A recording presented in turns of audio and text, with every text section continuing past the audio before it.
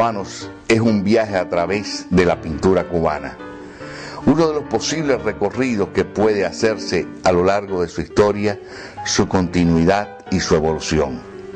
De igual suerte, es un encuentro con una manera de ver la realidad, de asumirla, de soñarla y de representarla.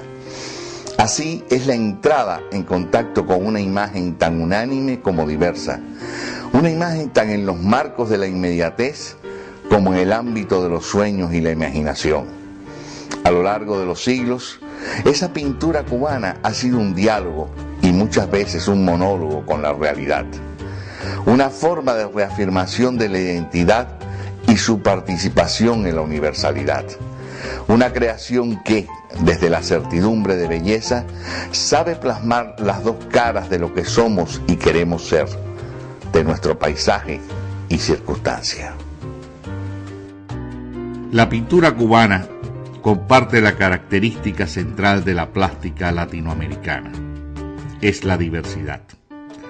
En ese mapa compuesto por plurales lenguajes, nuestra pintura tiene y alienta una serie de constantes. Entre ellas, es imprescindible destacar en primer plano el hecho de que, desde siempre, nuestros pintores han dialogado de manera singular con la luz. Esa conversación se concreta en un espectro expresivo que va desde la captación de lo espléndido a lo implacable de la luz en la intemperie, hasta ese ámbito de copiosas, variadas y ornamentadas formas que definen al amable interior cubano, destinado a mitigar la luz y hacer que imperen la sombra, el fresco y una suntuosa explosión de color que determinan un entrañable estilo de vida.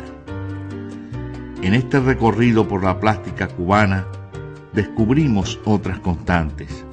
Son la idealización del celebrado paisaje, tanto rural como urbano, una serie de figuras arquetípicas a las que se da una capacidad simbólica, como el gallo, la fijación de lo relevante de la inmediatez en su carácter excepcional, como las fiestas populares, y en la cotidianidad, un amplio registro de actividades que se cumplen como un ritual. A ello debe agregarse, desde la devoción por el oficio y el rigor, la pasión por la expresividad de la figura humana en su aspecto, ubicación y acciones, la estilización, hasta llegar a la abstracción, de vivencias y sueños, el afán incorporativo de las ganancias de la plástica mundial, una urgencia de reafirmación de la identidad hasta desde el reverso de las apariencias, una capacidad singular para lograr la confluencia de múltiples elementos que, aún desde su posible antagonismo, encarnan una imagen en un latido expresivo excepcional, una enorme carga poética. Este viaje a través de la pintura cubana, y hay tantos posibles, reafirma en la variedad de los niveles cualitativos de sus artistas la extraordinaria calidad de esa pintura en su integridad. La flota hizo a Cuba.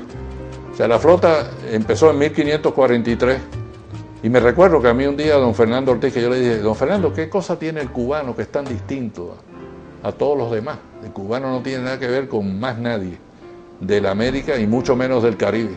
Y me dijo: eso empezó con la flota.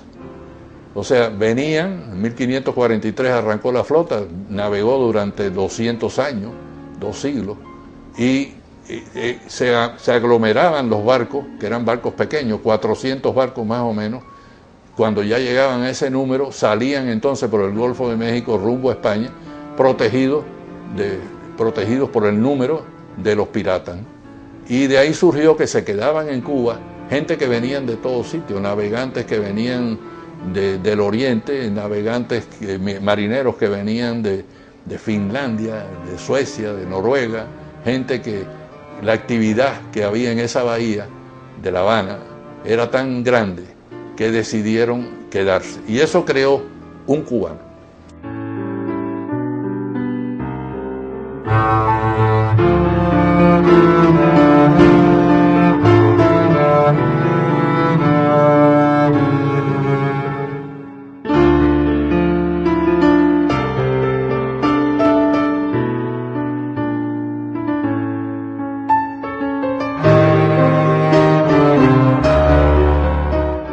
Hace casi un siglo que se inició el movimiento moderno en la pintura cubana. Este movimiento ha sido considerado internacionalmente como el período más grande, profundo y creador de toda la plástica cubana. A este momento le antecedió un largo proceso de dominación colonial de casi 4 siglos por parte de España. Durante esta época, desde el siglo XVI hasta finales del siglo XVIII, fueron en su mayoría grabados hechos por europeos, muchos realizados sin visitar el territorio. Más tarde, en el siglo XIX, llegan a Cuba, atraídos por el desarrollo de la industria del tabaco y su movimiento gráfico, figuras como los artistas franceses Federico Mialet y Eduardo Laplante, entre otros. En la pintura, específicamente, debemos mencionar al pintor francés Juan Bautista Vermeer, primer director de la Escuela Nacional de Bellas Artes, San Alejandro. En el propio siglo XIX llegan de España Víctor Patricio del Andaluce, interesado en los temas costumbristas, sobre todo el mundo de los esclavos negros. Además de pinturas, hizo ilustraciones y caricaturas. De artistas pintores nacidos en Cuba, tenemos en el siglo XVIII y primera mitad del siglo XIX a Nicolás de la Escalera, Juan del Río y Vicente Escobar. En la segunda mitad del XIX arriban a Cuba algunos extranjeros pintores como Henry Klenauer y Valentín Sancarta. Igualmente ya, para esta época, existen verdaderas familias de pintores cubanos como los hermanos Chartrán, los Melero y los Menocal.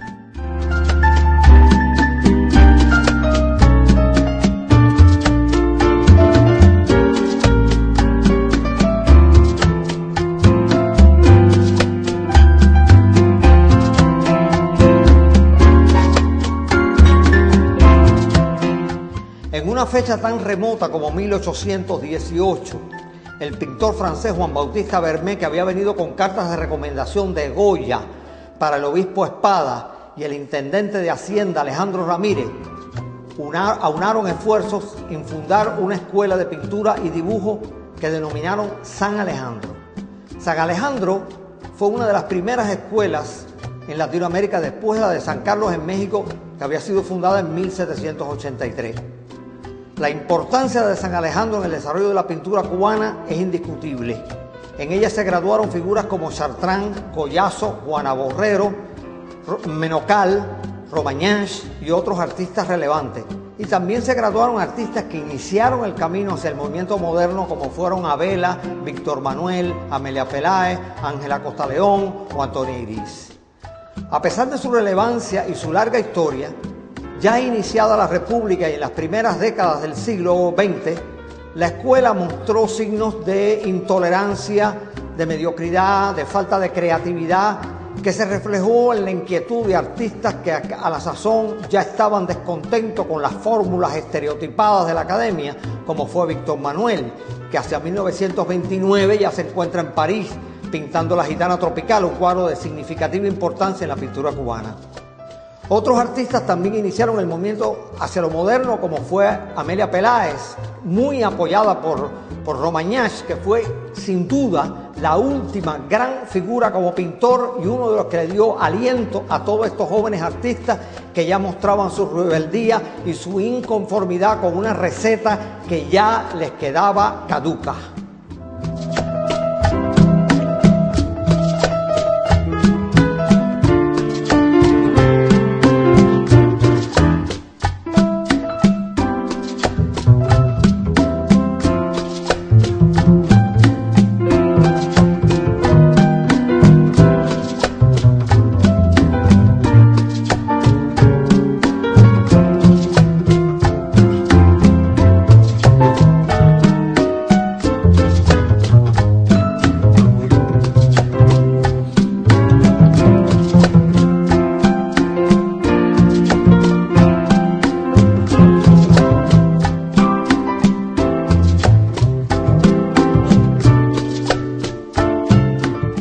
El primer director cubano de la Escuela de San Alejandro lo fue Francisco Camilo Cuyás, quien de manera provisional ocupó el cargo entre 1833 y 1835 tras la muerte de Vermeer.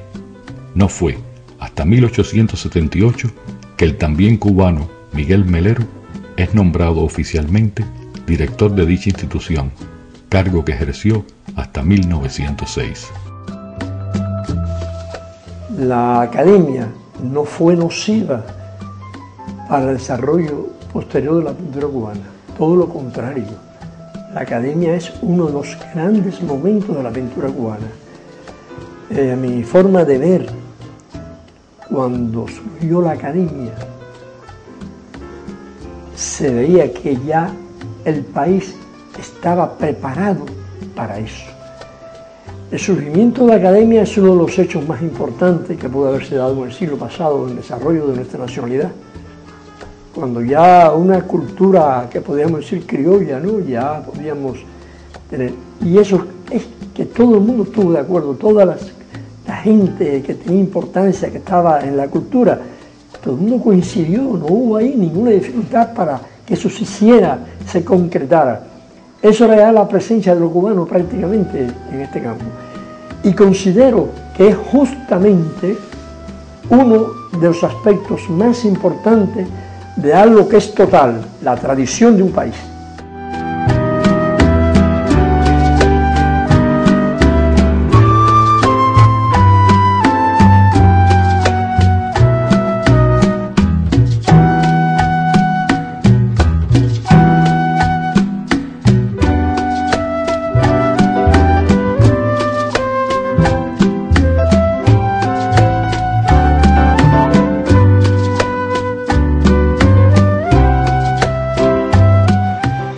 Cuando en el terreno de las ideas, en el terreno de la enseñanza, en el terreno de la creación, se habla de la tradición, hay que detenerse. La tradición es una cosa muy discutida y muy valorada, porque vayamos al otro punto. La generación espontánea no existe, y eso se ha dicho desde muy viejo ya. Luego entonces, la tradición hay que valorarla. La tradición no puede servir para estancar, porque ya no es tradición. La tradición es para desarrollar, porque quiere decir que es raíz. La tradición que desarrolla es raíz. La tradición que estanca no es raíz, es justamente muerte. Yo considero que aquel hombre, o aquella persona, o aquel pintor que fue a la academia y estudió dibujo, y luego dibuja mal, o no crea nada en el campo del dibujo, es porque él no dibuja y no es plástico. Él no tiene capacidad para dibujar. Si un hombre ha nacido con esa savia, cuando entra en contacto con las cosas muy tradicionales que sean, con su sentido crítico, sigue evolucionando. Nadie que esté vivo, quiere decir que tenga sentido crítico. No tener sentido crítico es estar muerto. Estar vivo es tener sentido crítico. Y cuando uno está haciendo algo, por muy tradicional que sea, lo hace con sentido crítico. Uno, cuando es un niño y está en relación con sus padres y está criándose con sus padres, ¿en qué consiste la lucha de los padres y de los niños? ¿En qué consiste la lucha de una generación con otra? El sentido crítico que cada uno pone en su conducta. El niño, sea niño o sea mayor, pone un sentido crítico en las cosas que el padre le ordena y por eso no las cumple a veces o las cumple mal. Ese sentido vital es el que tiene que tener todo hombre, aunque se tropiece en la academia con lo que se tropiece, es con sentido crítico. Eso es lo que lleva a que un hombre pueda aprender a dibujar en una academia y sin embargo luego pueda ser un gran pintor. Porque el que no dibuja siendo un gran pintor tampoco lo hizo en la academia. El que no dibuja en la academia tampoco lo va a hacer siendo un gran pintor. De manera que no maltratemos el concepto de tradición, que es muy discutido y muy valorado hoy en día en el campo de la filosofía, de las ideas y de la estética.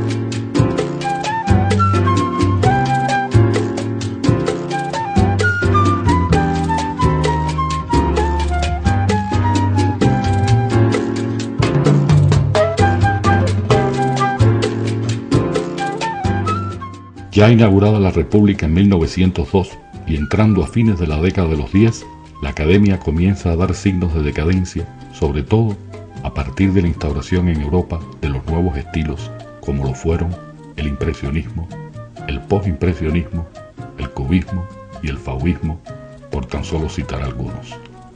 Artistas formados y casi criados dentro de San Alejandro, como lo fue Víctor Manuel, hacia 1917 abandona los cánones de la Academia y comienza a hacer una pintura más espontánea y cada vez más alejada de las directrices de la vieja escuela.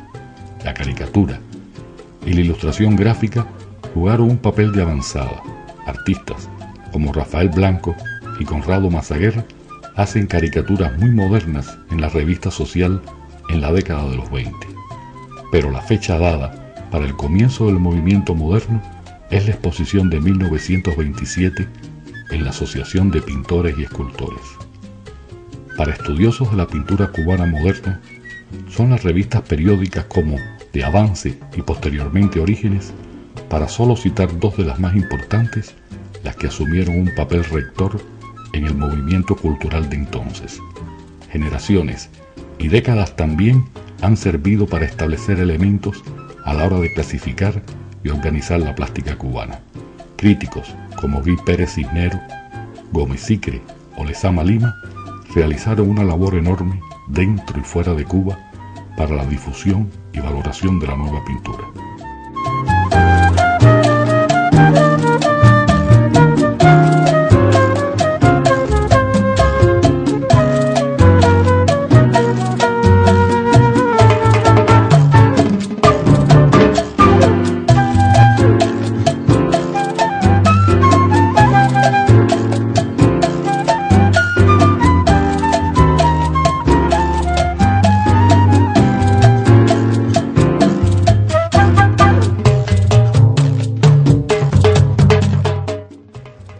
Al llegar, lo primero que hace Eduardo Abela es fundar la Escuela Libre de Pintura y Escultura, que fue inicialmente financiada por el Estado, pero que los miembros de la Academia de San Alejandro, dirigidos por Romagnacci y Menocal, sabotearon y la eliminaron completamente. Ante esa situación, entonces se refugian en una serie de exhibiciones de gran importancia, exhibiciones de arte moderno en Cuba, que empezaron en 1925 a su llegada y que después culminan en el 27 con una exhibición del primer Salón Nacional de Arte de Pintura y Escultura, y después en el Colegio de Arquitectos en 1935 con una exhibición de pintura moderna, para cerrar en 1944 con la exposición de pintura moderna cubana del Museo de Arte Moderno de Nueva York, el MoMA, que es auspiciada por financiada por María Luisa Gómez Mena, y que convenció a Kaufman de hacer ese tipo de exhibición. Estudiando el dadaísmo, que me llamaba la atención por su concepto de la libertad, quise probar espontáneamente en mí mismo a ver qué me salía. Y entonces surgió el bohío, la noche campesina, el guajiro.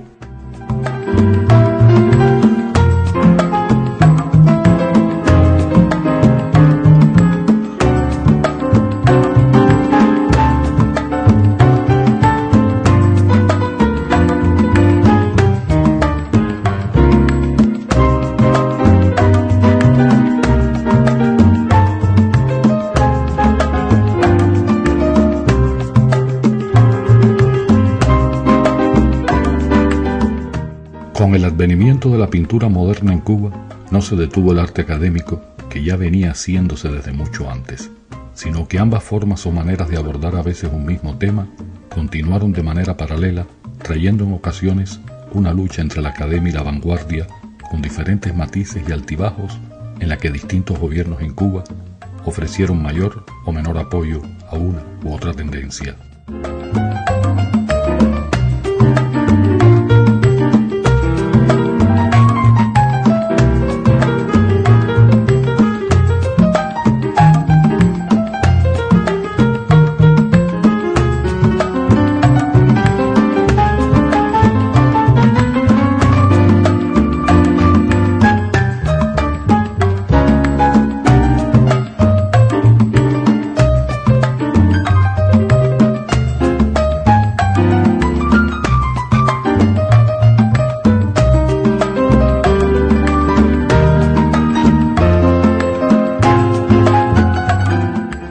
Mística dinámica expresiva, fuga del paso lento de los viejos símbolos a la claridad de las nuevas encarnaciones. Su vehículo ha sido el símbolo colectivo llegado por los sucesivos históricos o por los anhelos repetidos.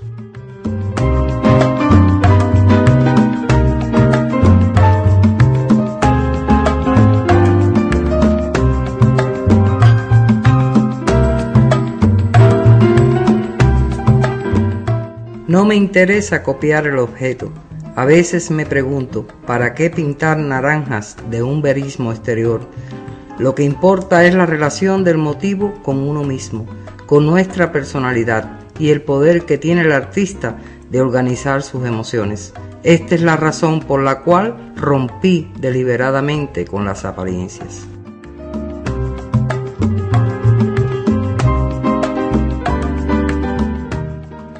Cuando Víctor Manuel regresa a Cuba con su primera pintura vanguardista, La Gitana Tropical, que rompe con la academia tradicional cubana, la vanguardia también está afectando a la literatura y la música cubana. Amadeo Roldán y Alejandro García Caturla experimentan con los ritmos afrocubanos en la música culta nacional. Al mismo tiempo, los grandes trovadores de todas las regiones de Cuba componen bellísimas canciones que van a perdurar para toda la vida. Los sextetos están tocando y divulgando el son por toda la isla también. Al mismo tiempo, hay un movimiento para organizar nuestra música cubana. Se escribe Cuba Musical por José Calero Martín y Leopoldo Valdés Quesada. Y después, en 1939, Emilio Grenet escribe la música popular cubana. Y en el año 1946, Alejo Campentier termina su gran obra, La música en Cuba. Tempranero como el rocío, le vemos siempre por las calles de Obispo y Orreli, impregnadas con su imagen que ya nos parece secular en la mañana brillante. Es curioso notar que jamás vemos a Víctor en días lluviosos, como los seres del jardín se ocultan cuando el sol se oculta.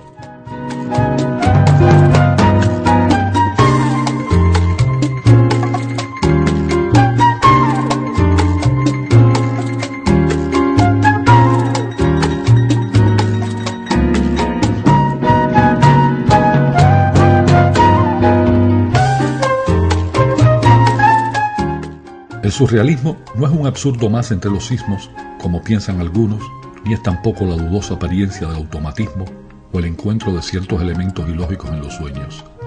El surrealismo es una manera de sentir, una manera de expresarse espontáneamente.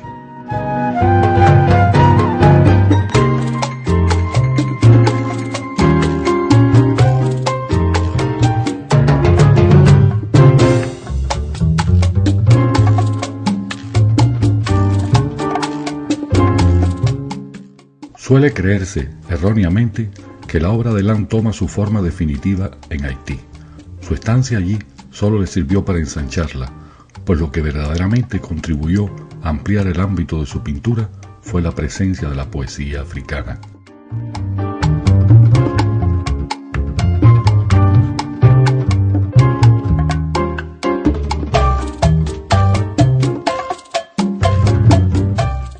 Hacia los años 30 surge una nueva clase media de profesionales e intelectuales que compran y difunden las nuevas corrientes estéticas como Jorge Fernández de Castro, Bruno Gavica, Ramírez Corrilla, la familia Curí, Fernando Ortiz, Lidia Cabrera y Luis de Soto, entre otros. Las sociedades Liceo Lawn Tennis Club y Nuestro Tiempo fueron factores decisivos en la existencia y desarrollo de una pintura cubana y contemporánea. Para Mirta Serra, como para varios pintores cubanos a fines de los años 40 e inicios de los 50, el cubismo resulta una fuente de las más preciadas, un asidero desde donde se renovará el discurso plástico.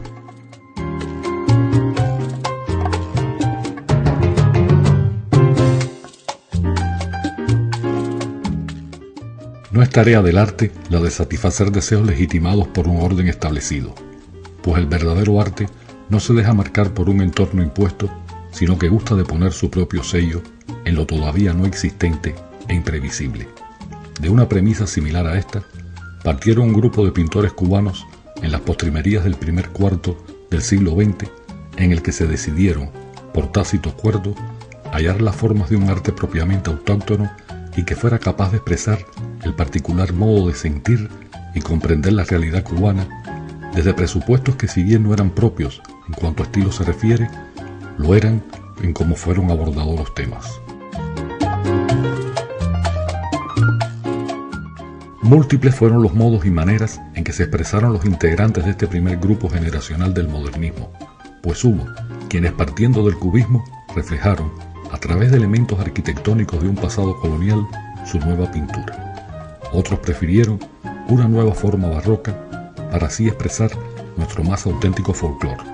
Los más fueron buscando sus temas en la campiña cubana, la que fue interpretada de las más disímiles maneras, desde el énfasis en la lujuriosa vegetación hasta la más idílica representación del campesino.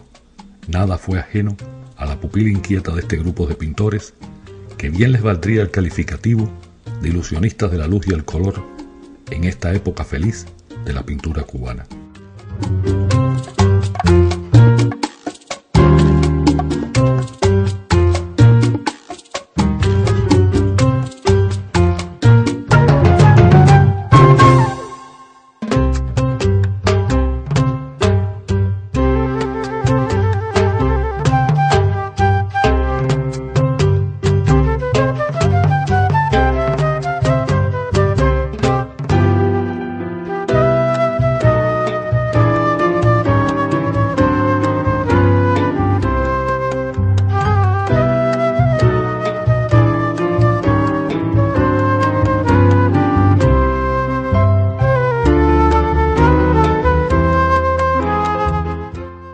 Recuerdo todavía hoy cuando Lezama me decía que él era el etrusco de La Habana Vieja. Sabe que los etruscos son una de las tribus más antiguas del mundo, ¿no? Y él quería decirte con eso, en ese idioma barroco, ¿no? Esa forma de expresión barroca, de que él había estado en La Habana Vieja toda la vida, o sea, toda la vida y antes de su propia vida. Eso influyó mucho en René Portocarrero. Realmente yo pinto casi desde que tengo uso de razón. Fue una vocación que se produjo espontáneamente porque realmente en mi familia no habían antecedentes en relación a la pintura. Pero yo, digamos que mágicamente desde muy niño ya empecé a pintar. Portocarrero nunca se amarraba a nada, pero el barroquismo de la pintura, cuando uno analiza los interiores del Cerro, por ejemplo, que es uno de sus cuadros más famosos, tiene la influencia de Lezama, tiene la impronta de Lezama metido en la manera de pintar. Y yo creo que en eso Porto sí se dejó influir, porque Porto respetaba mucho el talento, ¿no? Y Lezama era un hombre de gran talento, sin discusión.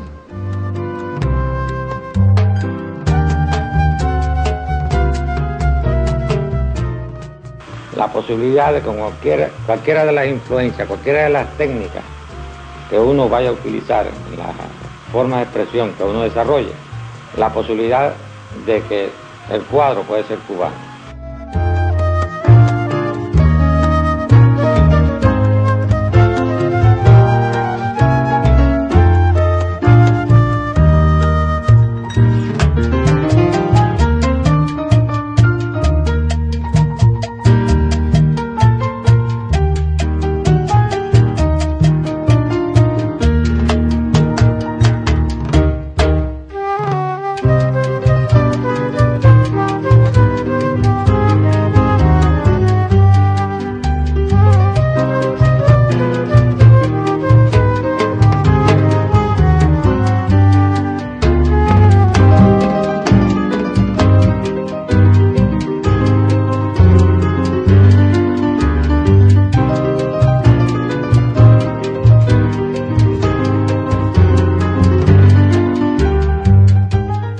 Entre su obra primera y la última, sus piezas no solo capturan el latido poético y visual del so del tiempo y el desarrollo de la aventura de la creación plástica contemporánea, sino también son un ejemplo magnífico de lo que es el oficio de la gran pintura, es decir, la pasión por hacer que la obra sea suficiente en sí misma por la manera en que se ejecuta. Esa obsesión lo hacía más clásico.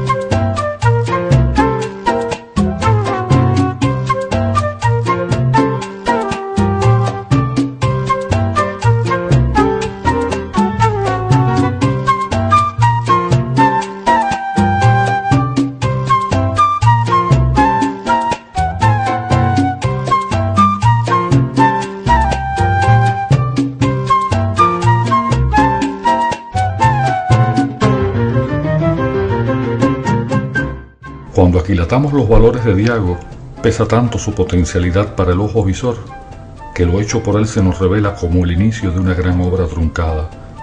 La muerte siempre nos define, aun cuando es prematura. En la estimación de la obra dejada, sentimos lo absurdo del proceso vital detenido.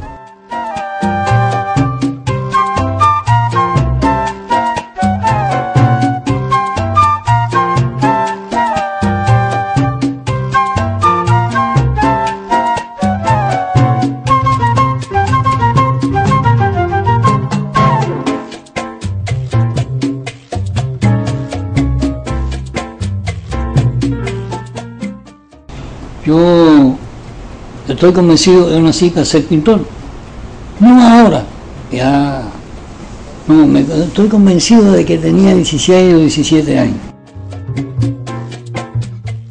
Cuando hablamos de Mijares, lo hacemos de un pintor medularmente moderno, hijo fiel de la época que le tocó vivir y figura destacada de la plástica contemporánea.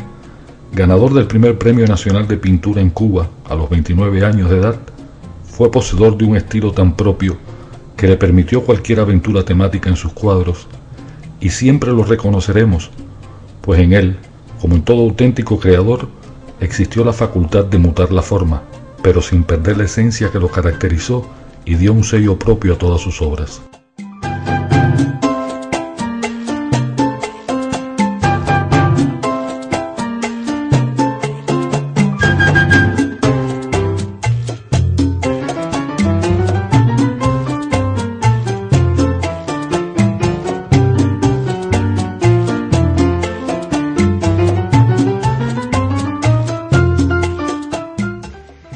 El periodo que transcurre entre las décadas de 1940 y 1950 es un periodo de relevante importancia dentro de la plástica cubana, con la aparición de una vanguardia artística en función de la modernidad, influidos básicamente por todo el fenómeno de posguerra y a partir de las nuevas tendencias del arte que se están desarrollando en el resto del mundo, básicamente en los Estados Unidos y en Europa.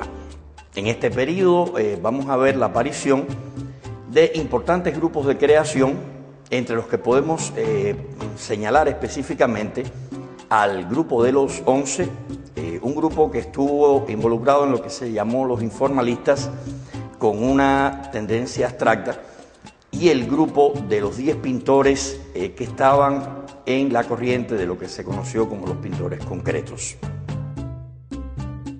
Dentro de este periodo, que es uno de los periodos más interesantes dentro de la plástica cubana, también se produce un estallido en la serigrafía, que hasta este momento había sido utilizada solo para el cartel político.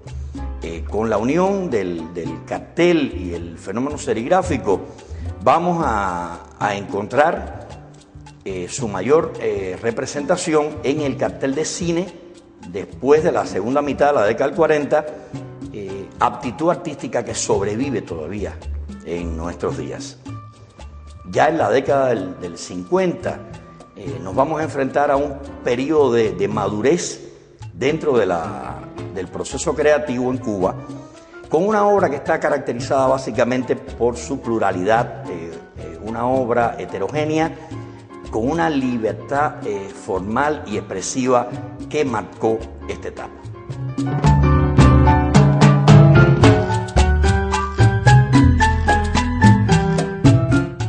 Para los años 50 no quedó estilo de moda en Europa que no tuviera su intérprete en Cuba, pero no sin que antes fuera metamorfoseado por un raro proceso de alquimia nacional, donde iban a adquirir ese sello que le es tan propio y se caracteriza por el manejo de la luz, tintas y transparencias en función de una temática de fuerte acento nacional. Todo esto fue, en conjunto, lo que le ha dado el nombre de la Escuela de La Habana.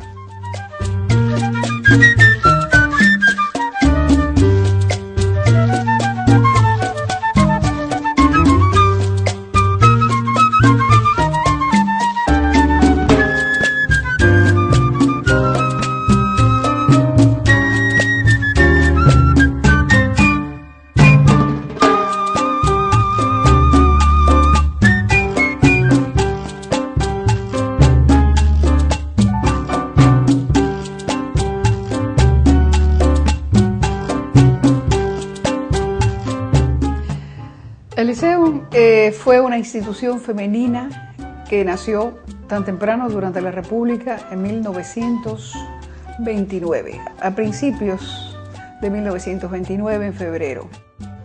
La constituyeron un pequeño grupo de mujeres, como deben hacerse estas cosas, pequeño, relacionadas unas con otras, por la afinidad de saber que había que llenar algo, iniciar un tipo de actividad que no se había registrado nunca en la Cuba republicana.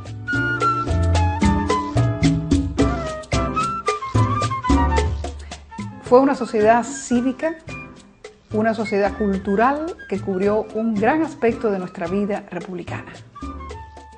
Alquilaron una casa en El Vedado y allí se iniciaron de inmediato las primeras conferencias y exposiciones.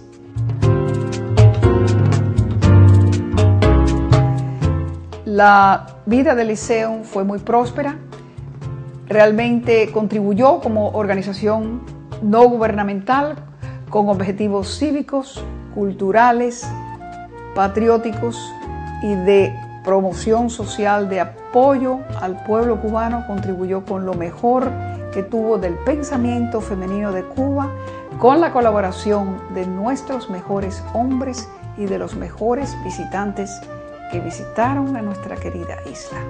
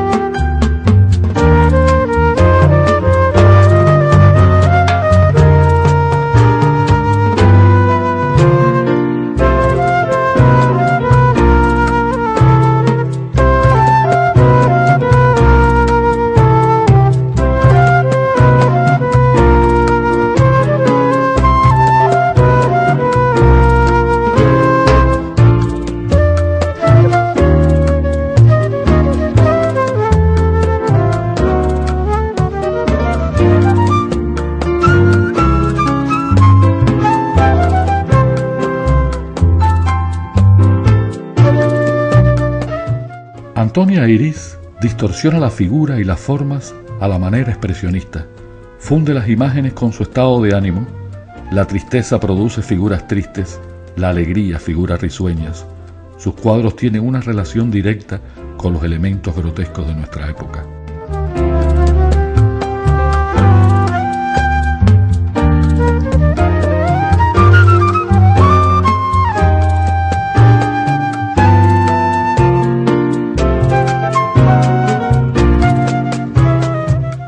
No sabemos si hay odio o amor en su pintura de objetos.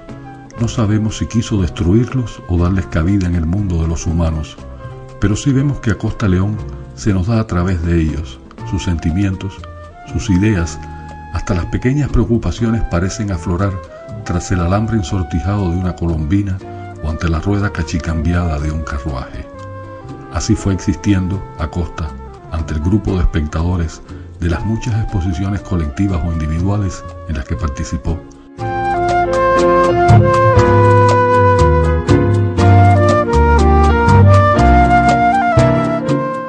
Con los artistas nacidos en los años 30, vamos a ver como nunca antes en la historia de la pintura cubana, grandes grupos de pintores de diferentes partes de Cuba establecerse en el extranjero, en donde llegan a formar, en muchos casos, verdaderas comunidades de artistas en países como Francia, España y fundamentalmente en Estados Unidos.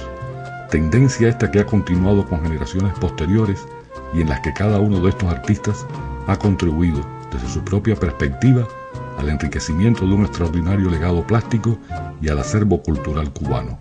Creadores de belleza que no han dejado de manifestarse allí entre los mares a través de estos y otros artistas. Ocurre un hecho que marcó definitivamente el espacio cultural y social, más bien, mucho más político de Miami, y que fue el llamado éxodo de Mariel, donde vinieron a llegar aquí a las costas de Miami una serie de pintores, escritores, etcétera, que sin duda ninguna especie impusieron en un momento determinado yo no diría un estilo, pero sí toda una manera de ver las cosas y de pensar, etcétera, que iba a ser decisivo en el ulterior desarrollo del arte que se haría fuera de Cuba.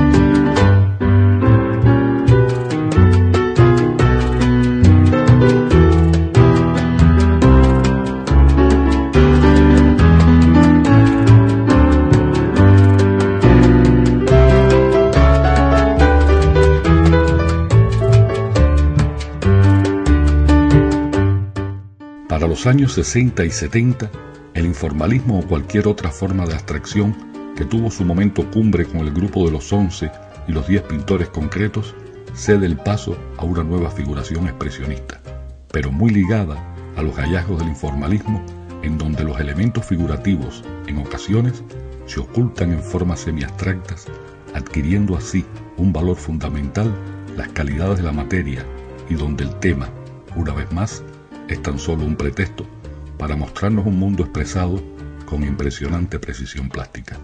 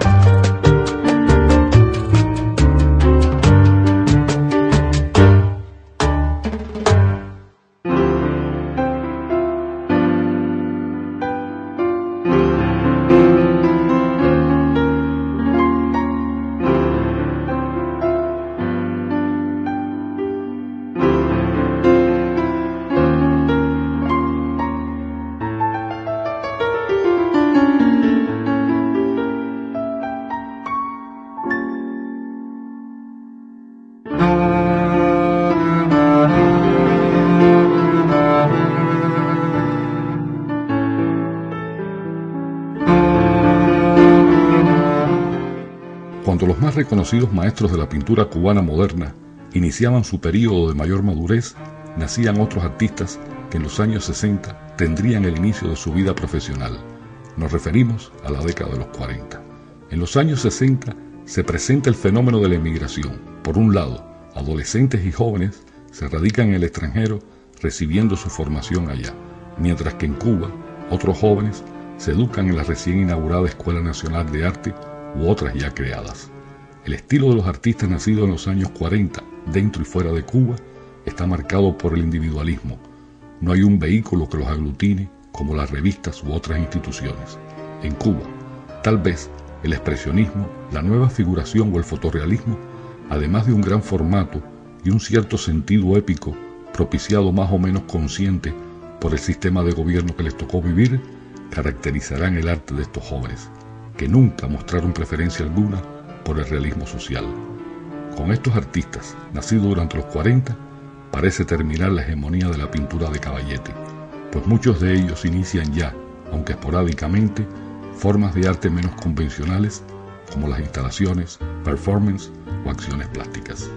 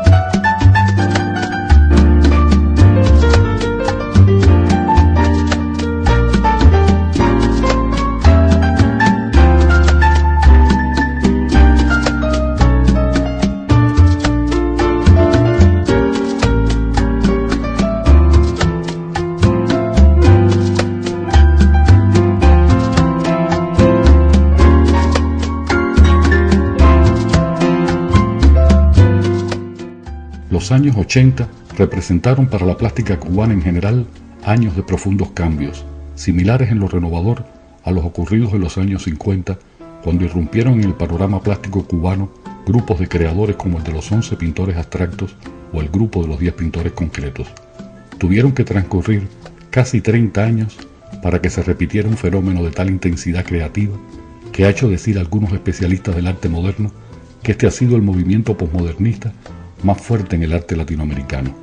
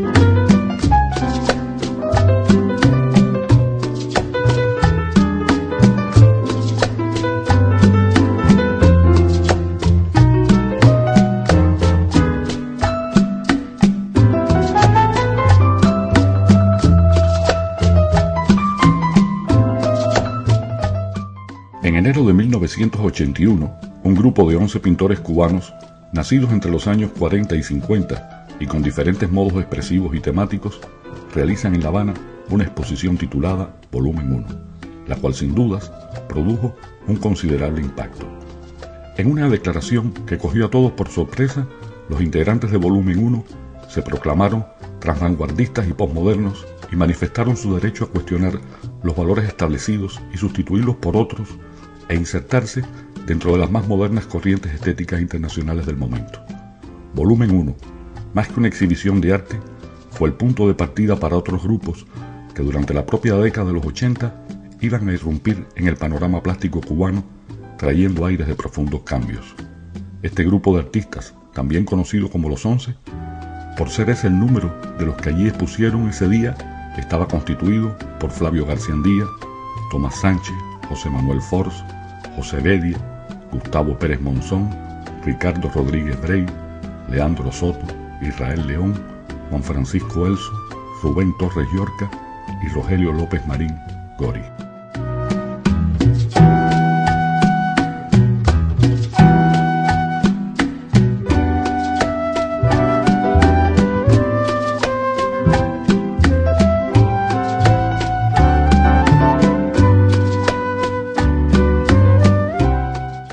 Todo este movimiento renovador de la plástica cubana, que comenzó en los años 80 y que tuvo lugar dentro y fuera de Cuba, se debe por entero a un esfuerzo creativo realizado a veces en conjunto y otras por separado de los plásticos cubanos que dieron a la pintura cubana otra vez actualidad en el panorama artístico internacional.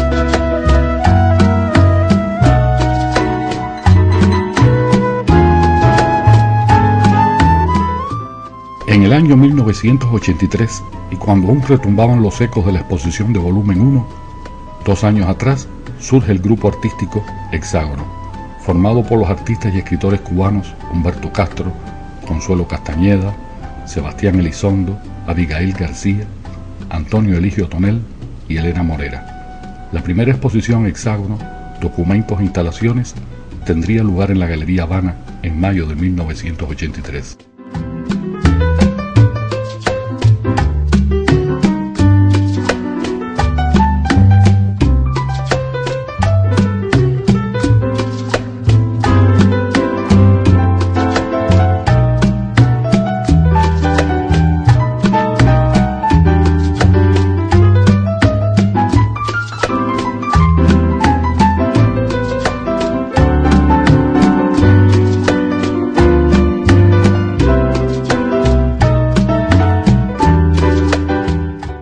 Siempre me he visto a mí mismo en una escena medieval, con todos esos demonios volando en derredor mío. Me veo luchando directamente con esas figuras que aparecen y desaparecen. Una es la vida y otra es la muerte. Dialogo con ellas. Conforme pasan los años, no siento más que la necesidad de estar a solas con mis demonios y de tener que ver con mi vida únicamente, de estar aislado en la medida de lo posible.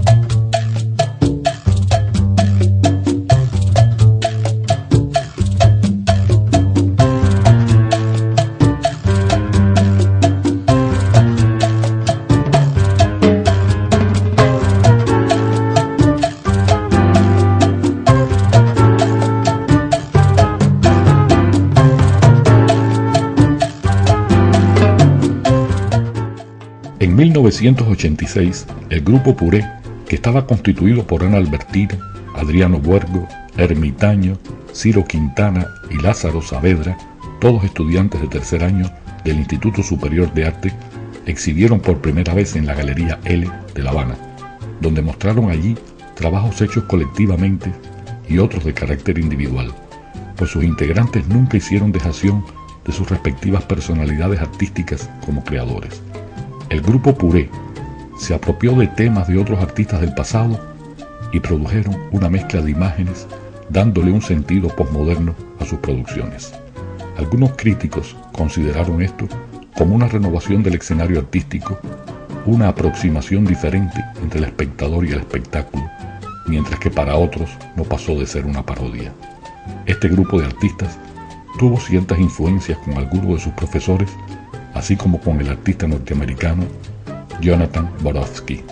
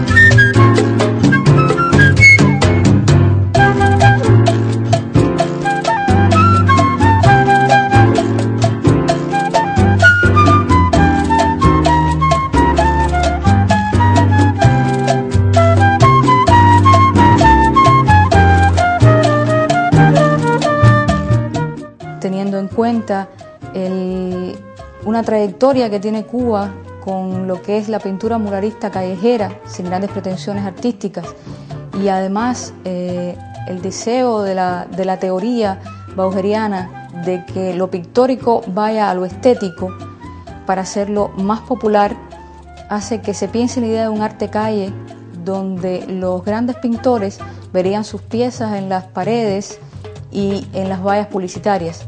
El grupo Arte Calle tiene su primera manifestación pública en Cuba en el año 1986 con un mural realizado en La Habana bajo el título No necesitamos bienales.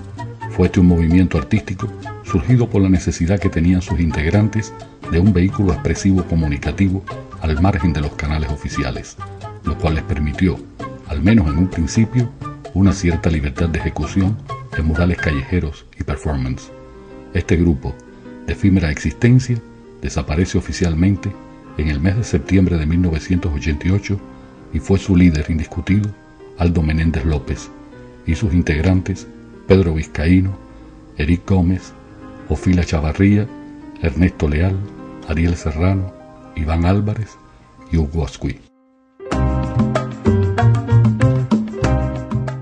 Y de aquí que llegan muchísimos pintores durante la década de los 90 o ya posteriormente a los 80, que se establecen aquí en Miami ya con un lenguaje madurado en Cuba y en el extranjero por una serie de exposiciones y que además avalado por unos críticos que en Cuba como Mosquera, Garrandés, Toneles, los habían impulsado y los habían dado a conocer en diversos niveles del mundo.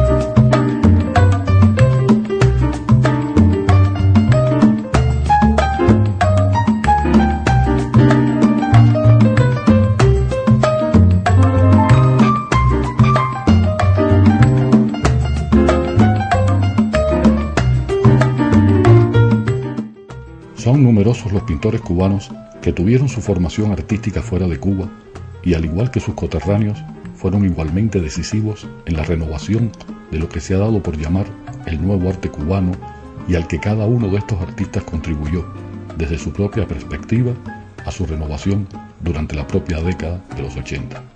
Y nos referimos a artistas como Julio Larraz, Félix González Torres, Luis Cruz Azaceta, Emilio Falero, César Trasobares, Miguel Padura, Pablo Cano y tantos otros que se pusieron a la altura del reto que representó para los plásticos cubanos en general insertar la pintura cubana dentro de las corrientes estéticas más vanguardistas que ya desde hacía algunos años venían manifestándose tanto en Europa como en América.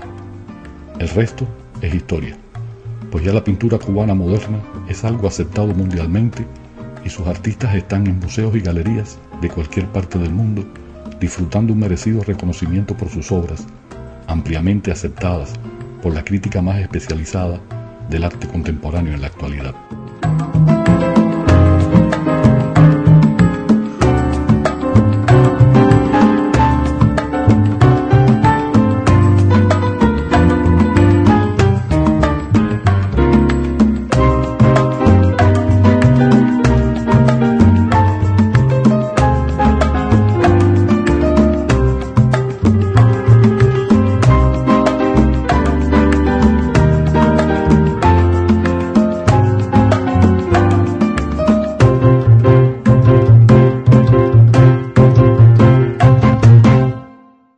Que no se pierda esa manera de hacer arte que algunos llaman estilo y que un día un grupo de maestros de la vanguardia dotó a la pintura cubana ha sido preocupación fundamental de muchos de nuestros creadores y fue lo que hizo decir Amelia Peláez: la pintura cubana tiene que seguir adelante. Cada generación trae su destino.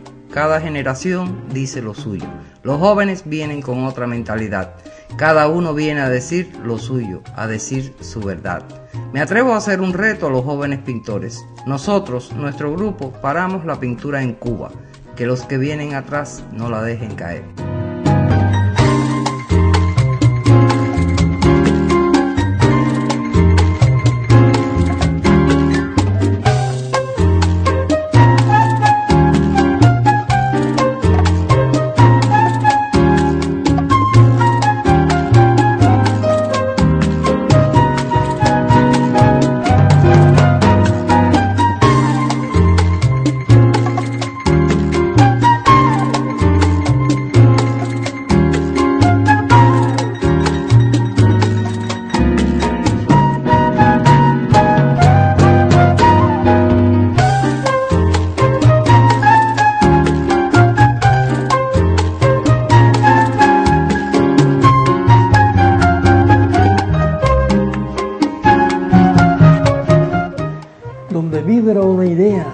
Se manifiesta una idea, ahí está un joven cubano experimentando.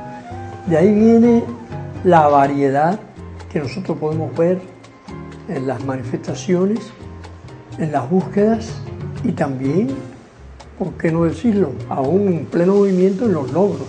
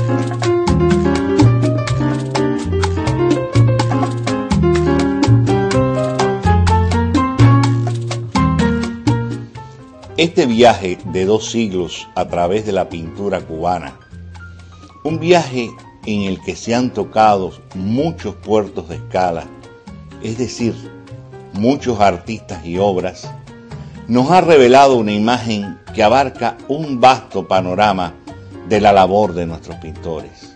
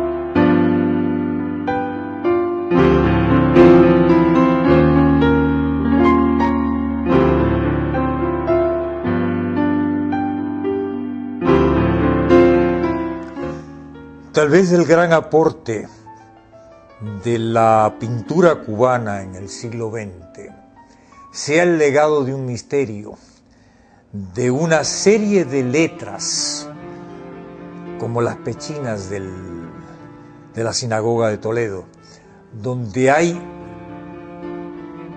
escrito con signos unas verdades necesarias, unas razones fundamentales que ahora no comprendemos, que ahora sencillamente asimilamos. Han sido la huella de nuestra alma desgarrada, angustiada en el siglo XX.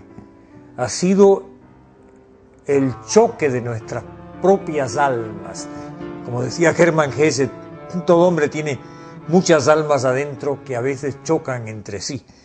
Nosotros tenemos como el choque de muchas almas. No sé, creo que la pintura cubana tiene mucho que decir en la cauda del mundo y que Cuba, porque Dios así lo ha querido, no es un país fácil, sino es un gran esfuerzo que tiene que estarse creando constantemente en función de toda la humanidad.